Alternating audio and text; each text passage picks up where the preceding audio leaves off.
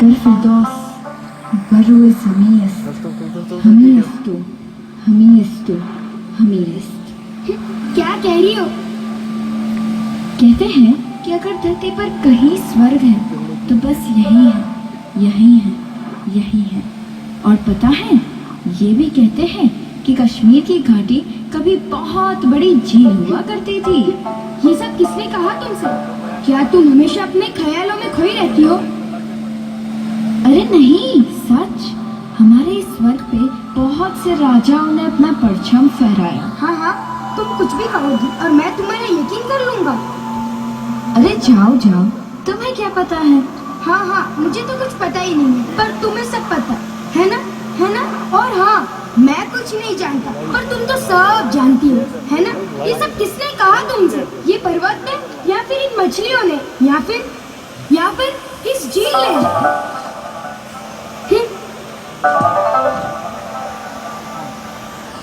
अरे ये क्या हुआ? वो देखा तुमने? अरे वो देखो, वहाँ देखो, वहाँ वो फूल अभी तो यही था, अब कहाँ चला गया?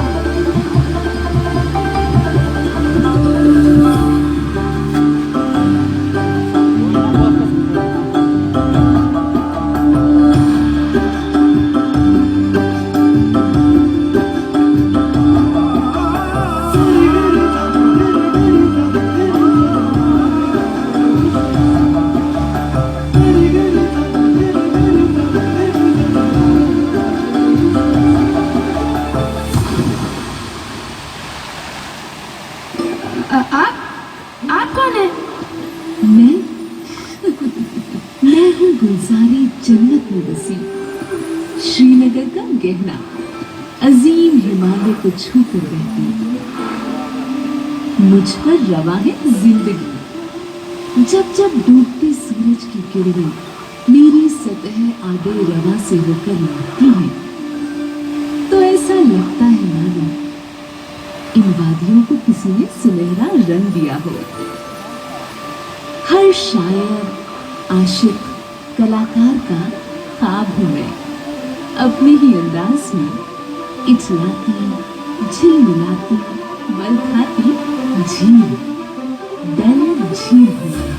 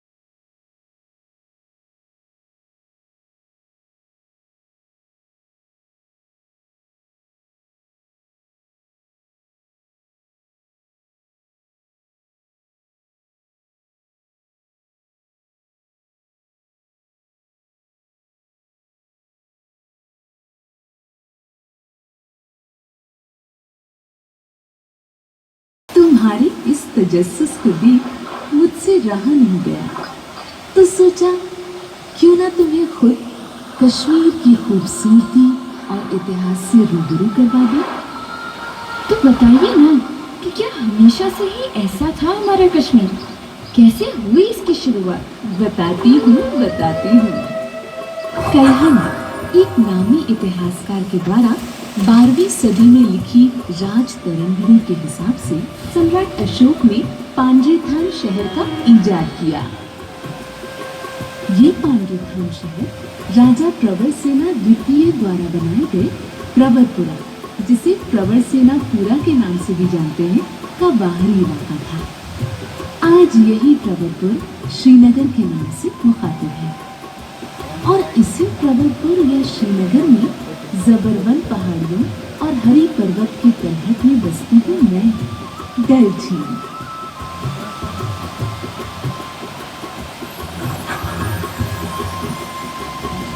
उस समय मेरे किनारे बहुत से गुरुकुल कला, नृत्य और विज्ञान सिखाने की मंशा से बनवाए थे।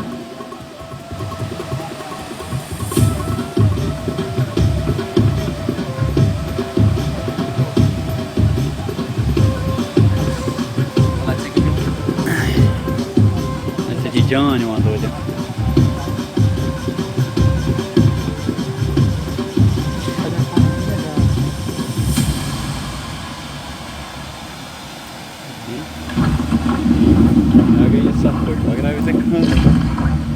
कौन है यहाँ? ये शोर कैसा? अरे आप माफ कीजिए पर्वत जी, क्या हमने आपको नींद से जगा दिया? कौन है ये बच्चे? क्या चाहिए इन्हें? हम तो बस जानना चाहते थे कि हम अपने कश्मीर के किस्से सुनना चाहते हैं। क्या आप वाकिफ हैं इनसे? वाकिफ? मैं यहाँ सदियों से हूँ, मैं सब जानता हूँ। अच्छा, तो बताइए हमें, कौन थे ललितादित्य मुत्ताकी? क्या सच में इन्होंने कश्मीर पर कई सालों तक राज किया?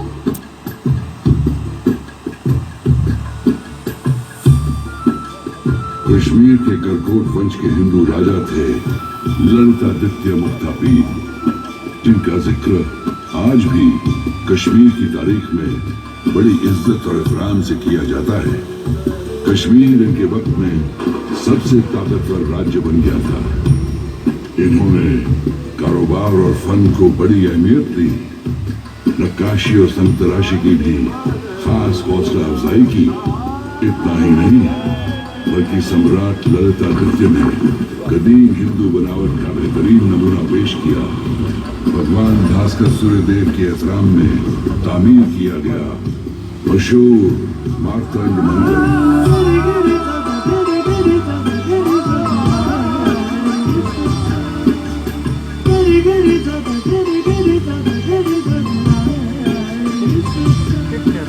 ये वक्त कश्मीर के लिए बहुत अच्छा वक्त था। ललितादित्य के दौर में लोग बड़े खुशहाल थे। ललितादित्य श्रीनगर से भी बेहतरीन शहर को राजधानी बनाना चाहते थे और इसलिए उन्होंने परिशासपुर को तैयार करना शुरू किया। पर अफसोस, श्रीनगर की सुंदरता के सामने कोई टिक न पाया और एक दिन जलसे के दौरान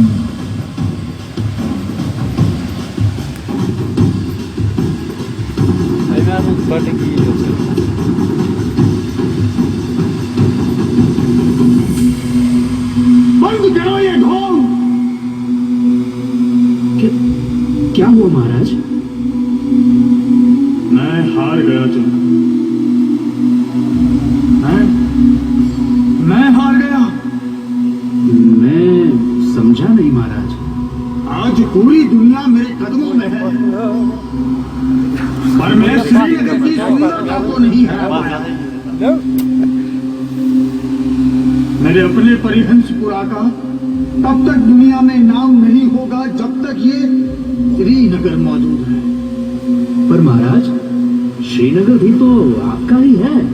इतनी मेहनत और लगन के साथ मैंने इस शहर को बनाया, क्या इसका कोई मायना नहीं?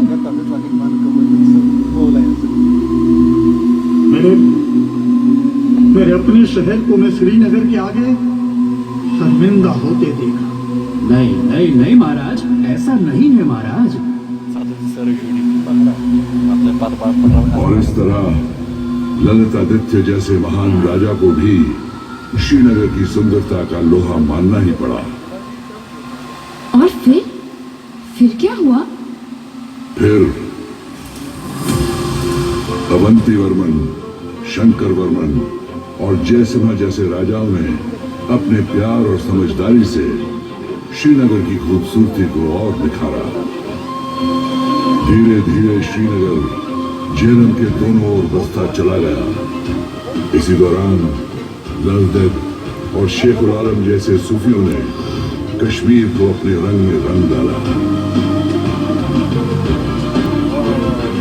कश्मीरियत की एक ऐसी नई नींव रखी कि कश्मीर को फिर पीर वर्द के नाम से भी जाने लगा। आज भी कश्मीर की उस तहजीब और विरासत को महसूस किया जा सकता है उन अजीम दरगाहों में, जैसे कि मखदूम साहिब, खानकाही शाही हमदान और दस्तगीर साहब। और फिर क्या हुआ? और फिर सुल्तान शमसुद्दीन से शुरुआत हुई शाहमीर घराने की, जिन्होंने 200 साल से भी ज्यादा तक कश्मीर पर हुकूमत की। शाहमीर घराने के 2 राजाओं के जिक्र के बिना तो मानो इतिहास अधूरा है। एक है सुल्तान शिहाबुद्दीन और दूसरे सुल्तान ज़ैनुल अब्दीन। सुल्तान शिहाबुद्दीन एक काबिल मुंतजिम थे, जिन्होंने अपने काबिल मंत्रियों के साथ मिलकर कश्मीर की आवाम की तरक्की के लिए बहुत काम किए। उनके शासन में कश्मीर खूब फला फूला। उनके शासन में लोगों को आज़ादी का एहसास हुआ और साथ ही साथ हुनर और कारीगरी को भी बढ़ावा दिया गया। उन्होंने तालीम, मौसीकी और नक्काशी को बढ़ावा देकर कश्मीर को एक महान संस्कृति का केंद्र बनाया। देश भर से उस्तादों को बुलाकर उन्होंने लोगों को तालीम दी। कई अहम कारोबारों की शुरुआत उन्होंने ही की। कश्मीर की ओर इस फराख दिली और हिमायत को देखकर उनकी आवाम ने उन्हें बादशाह यानी बड़े शाह, एक महान राजा के नाम से नवाजा।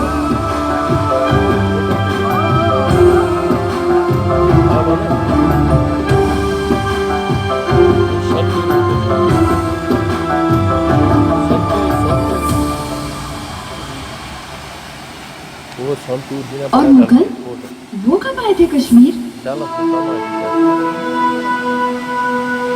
मुगलों का दौर शुरू हुआ 1586 से।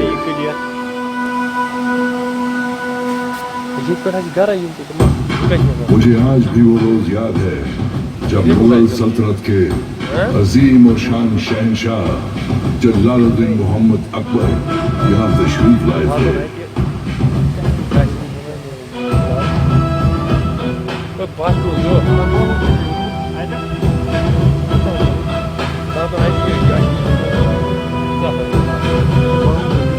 इतनी खूबसूरती से शहर को सजाया गया था कि मानो धरती के स्वर्ग पर 4 चांद लग गए हों।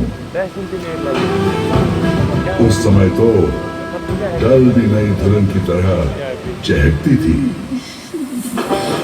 मुझे सजाया भी तो इसी तरह जाता था, चमचमाते सितारों के बीच झिलमिलाती झूले। पूरे शहर में क्या था कोई खूबसूरत? नहीं डर, उन फूलों से सजाए शिकारों के बीच तुम अलग ही नजर आती थी। और सिर्फ पहली बार ही नहीं, बल्कि जब भी अकबर कश्मीर आए बड़े लाजवाब तरीके से उनका स्वागत किया जाता था।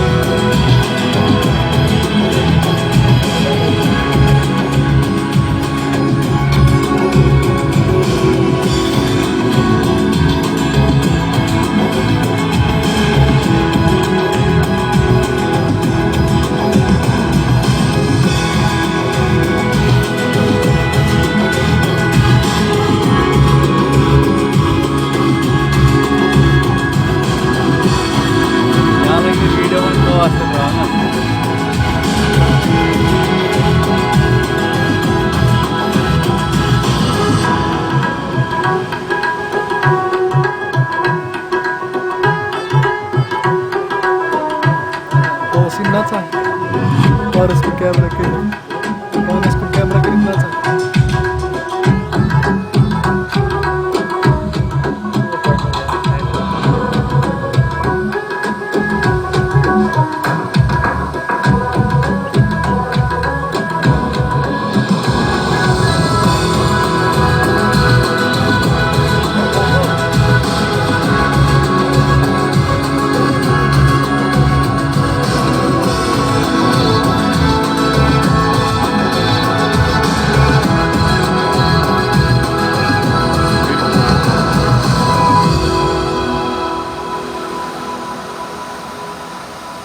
पर यहाँ आने पर मुगल सम्राट को महसूस हुआ, वजीर आला, हमने आज इस दिलकश जमीन पर अपना परचम तो फहरा दिया, पर अब भी कुछ कमी सी लगती है। हम अब भी अपनी रियाया को पूरी तरह अपनी नहीं बनाते। यहाँ के लोगों में एक मायूसी सी महसूस होती है। यहाँ के लोग दबे और डरे हुए से लगते हैं। इसकी क्या वजह है? हुजूर आला, तख्त, ताकत और मलकियत की मंशा में लड़ी गई लड़ाइयों का सीधा असर इन्हीं लोगों पर पड़ा है। और ऊपर से ये तबाही मचाती बाढ़ और बारिश, बेचारे जाए भी तो कहां? जाने कब अल्लाह इन पे मेहरबानी करे। पर क्या इन्हें हमारी ओर से कोई रियायत नहीं? क्या हमारे मुगल सिपाहियों की ओर से कोई मदद नहीं मिलती, कोई सहारा नहीं मिलता? जी नहीं हुजूर आला। अगर कश्मीर के दिल पे राज करना है तो सबसे पहले यहाँ की आवाम को जीतना होगा, और ये सिर्फ सब्र और मोहब्बत से ही मुमकिन है। बहुत खूब हुजूर आला, बहुत खूब। अकबर यहाँ आने पर लोगों का दुख दर्द सुनते थे, उन्हें समझते थे और उनके हल निकालते थे। और इसी के साथ मुगलों के राज में कश्मीर को अमन और एक अच्छी हुकूमत का तजुर्बा हुआ। अकबर के दौर में शॉल का कारोबार बड़ा फला फूला। उन्होंने यहाँ की शॉल को परम नरम के नाम से नवाजा और उसे बढ़ावा दिया।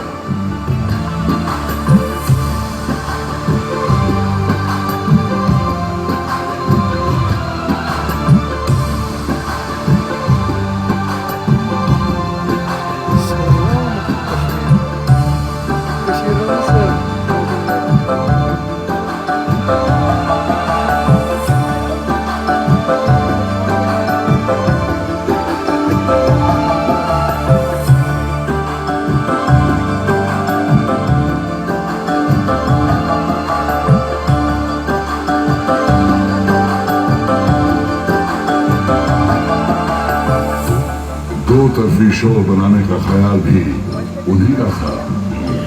मुगल शाही पनाह में कई नई तरह के शोरों को बनवाया गया। दस्तकारी पे से लगान माफ कर दिए गए और इस तरह मुगल दौर में फनकारों की भी हौसला अफजाई हुई। अकबर के बेटे जहांगीर ने कश्मीर के हुनर और कारीगिरी में बड़ी दिलचस्पी दिखाई। जहांगीर पर तो मानो जैसे कश्मीर की खूबसूरती का एक नशा सा छा गया था। क्यों डल, बताओ जरा इन्हें। हाँ, क्यों नहीं। मेरे किनारे गुलपोश, बागे दिलकशी शालीमार और निशान उन्हीं की मेहनत का नतीजा है। शायद ही किसी ने आज तक कश्मीर की खूबसूरती की इस तरह इज्जत अफजाई की हो।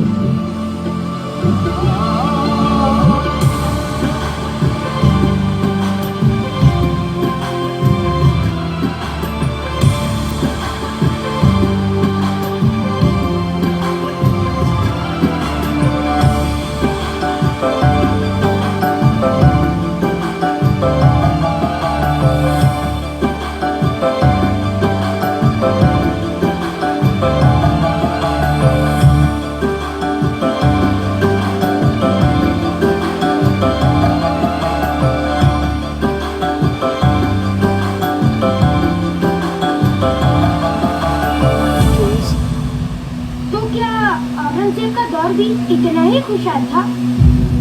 नहीं, औरंगजेब का वक्त सारे देश में एहतिजाज का वक्त था और कश्मीर भी इससे परे न था। इसी एहतिजाज में कश्मीर के कारोबारियों ने अफगानी सहारे की ओर हाथ बढ़ाया और वहीं से शुरुआत हुई कश्मीर पर अफगानी शासन की। अफगानियों ने कश्मीर पर 59 सालों तक राज किया। फिर सिख महाराजा रंजीत सिंह ने अफगानियों को हराकर कश्मीर को सिख राज्य का हिस्सा बनाया। उनके बाद आए महाराजा गुलाब सिंह, रणबीर सिंह, प्रताप सिंह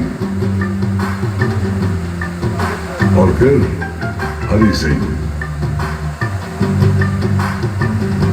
डोगरा राज्य एक बेहतरीन राज्य साबित हुआ और उन्हीं के साथ शुरुआत हुई कश्मीर के नवनिर्माण की।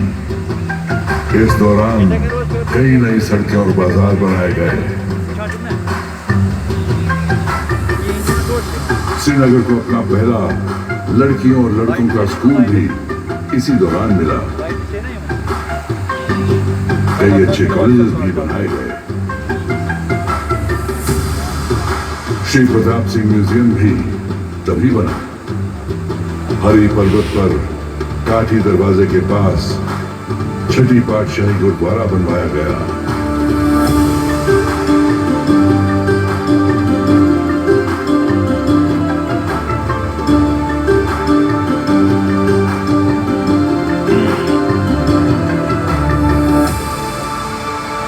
और ऐसे शुरू हुआ कश्मीर की तरक्की का नया दौर।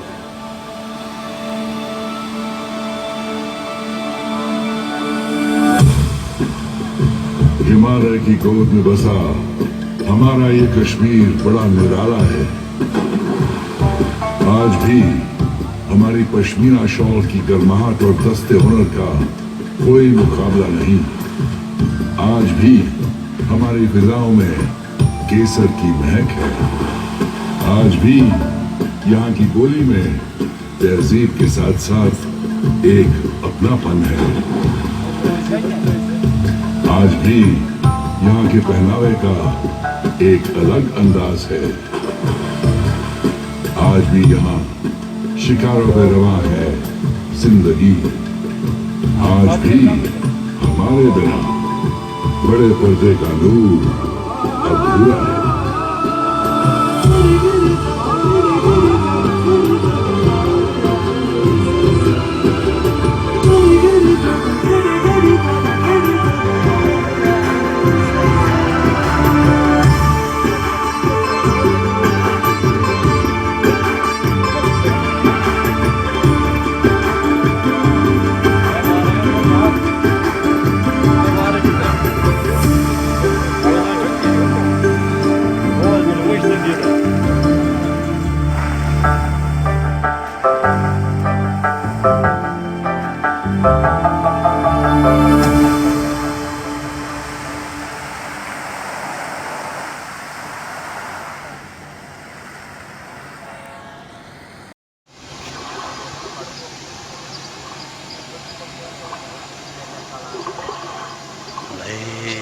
Şükür.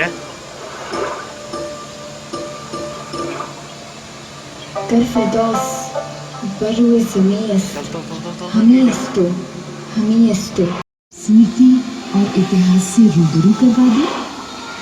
तो बताइए ना कि क्या हमेशा से ही ऐसा था हमारा कश्मीर? कैसे हुई इसकी शुरुआत? बताती हूँ। कल ही एक नामी इतिहासकार के द्वारा 12वीं सदी में लिखी राज तरंगिणी के हिसाब से सम्राट अशोक ने पांड्रीथान शहर का इजाद किया। ये पांड्रीथान शहर राजा प्रवर सेना द्वितीय द्वारा बनाए गए प्रवरपुरा, जिसे प्रवर सेना पुरा के नाम से भी जानते हैं, का बाहरी इलाका था। आज यही प्रवरपुर श्रीनगर के नाम से मुखातिब है। और इसी पर्वत पर यह श्रीनगर में जबरदस्त पहाड़ियों और हरी पर्वत के तलहट में बसती है मैं, डल झील।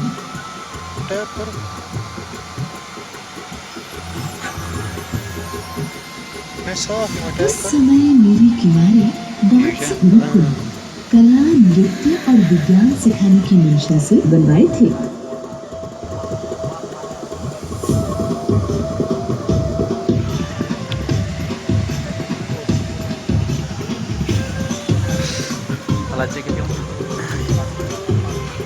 जान वहाँ तो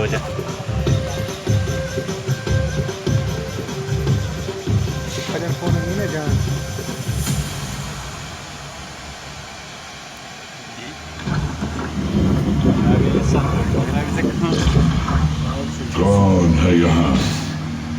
ये शोर कैसा?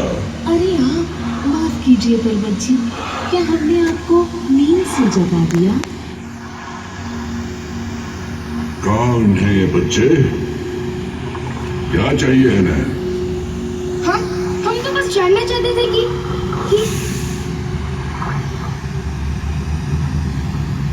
हम अपने कश्मीर के किस्से सुनना चाहते हैं।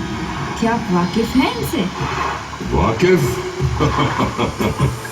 मैं यहाँ सदियों से हूँ, मैं सब जानता हूँ। अच्छा, तो बताइए हमें, कौन थे ललितादित्य मुक्तापीर? क्या सच में इन्होंने कश्मीर पर कई सालों तक राज किया?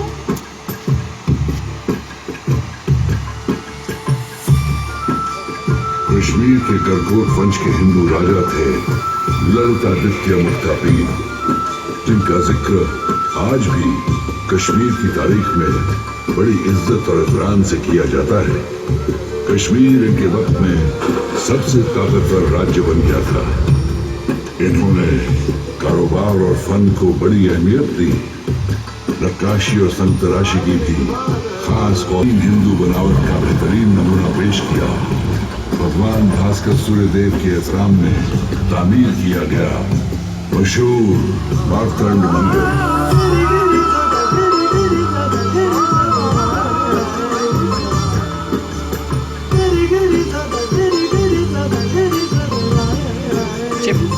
पिक्चर है इसका। ये वक्त कश्मीर के लिए बहुत अच्छा वक्त था।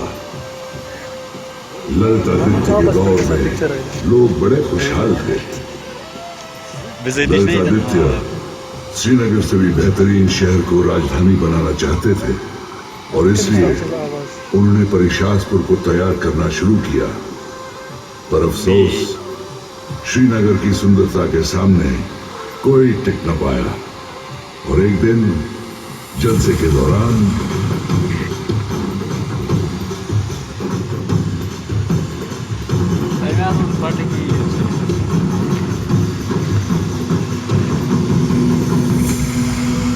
बंद करो ये ढोंग! क्या हुआ महाराज? मैं हार गया मैं हार गया। मैं समझा नहीं महाराज। आज पूरी दुनिया मेरे कदमों में है, पर मैं श्रीनगर की सुंदरता को नहीं हरा पाया। मेरे अपने परिहंसपुरा का तब तक दुनिया में नाम नहीं होगा जब तक ये श्रीनगर मौजूद है। पर महाराज, श्रीनगर भी तो आपका ही है। इतनी मेहनत और लगन के साथ मैंने इस शहर को बनाया, क्या इसका कोई मायना नहीं?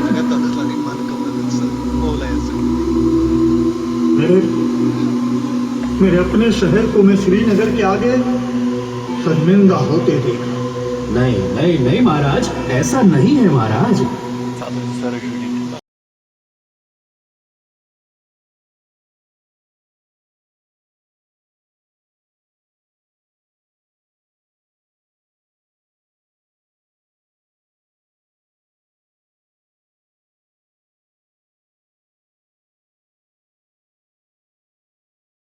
तहजीब और विरासत को महसूस किया जा सकता है उन अजीम दरगाहों में, जैसे कि मखदूम साहिब, खानकाही शाही हमदान और दस्तगीर साहिब।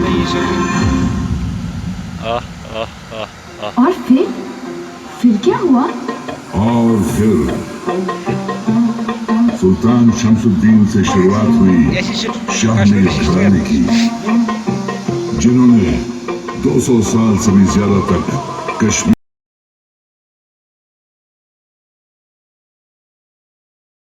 मुगलों का दौर शुरू हुआ 1586 से।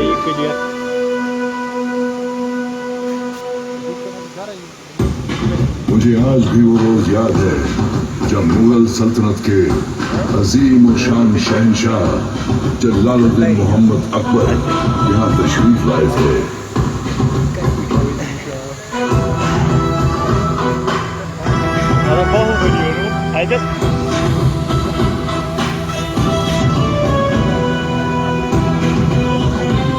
इतनी खूबसूरती से शहर को सजाया गया था कि मानो धरती के स्वर्ग पर 4 चांद लग गए हों।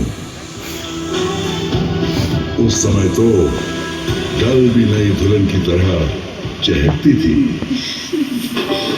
मुझे सजाया भी तो इसी तरह जाता था, चमचमाते सितारों के बीच झिलमिलाती चुनें। पूरे शहर में क्या था कोई इतना खूबसूरत? नहीं डल, उन फूलों से सजाए शिकारों के बीच तुम अलग ही नजर आती थी। और सिर्फ पहली बार ही नहीं, बल्कि जब भी अकबर कश्मीर आए, बड़े लाजवाब तरीके से उनका स्वागत किया जाता था।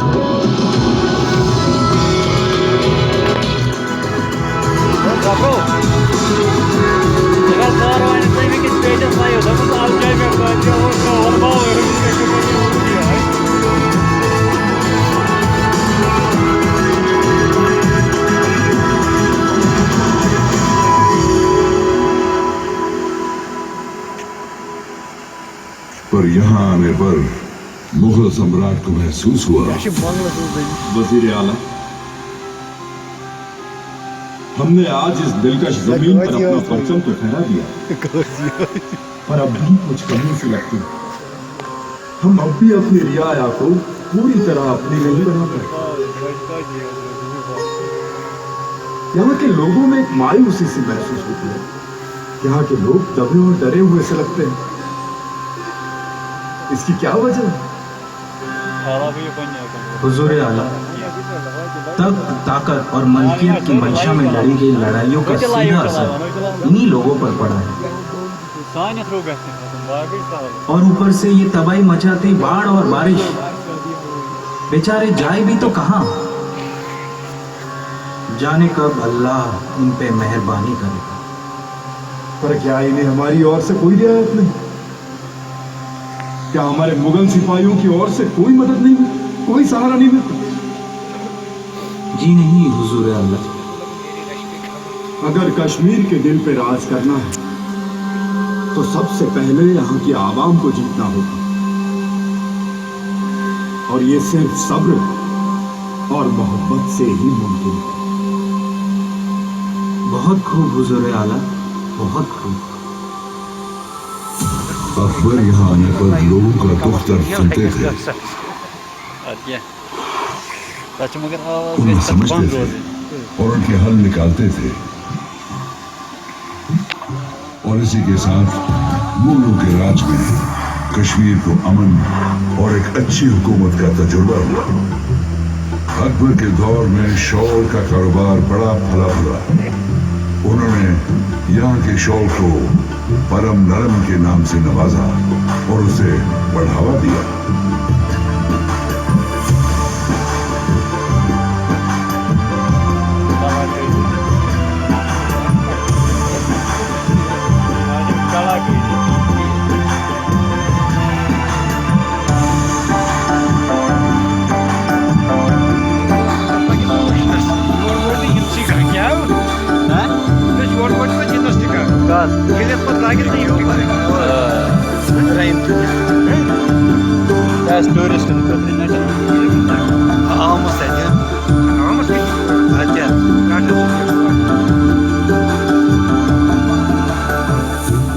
दो तरफी शॉल बनाने का ख्याल भी मुगल शाहीपनाह में कई नई तरह के शॉलों को बनवाया गया। दस्तकारी पे से लगान माफ कर दिए गए और इस तरह मुगल दौर में फनकारों की भी हौसला अफजाई हुई। अकबर के बेटे जहांगीर ने कश्मीर के हुनर और कारीगरी में बड़ी दिलचस्पी दिखाई।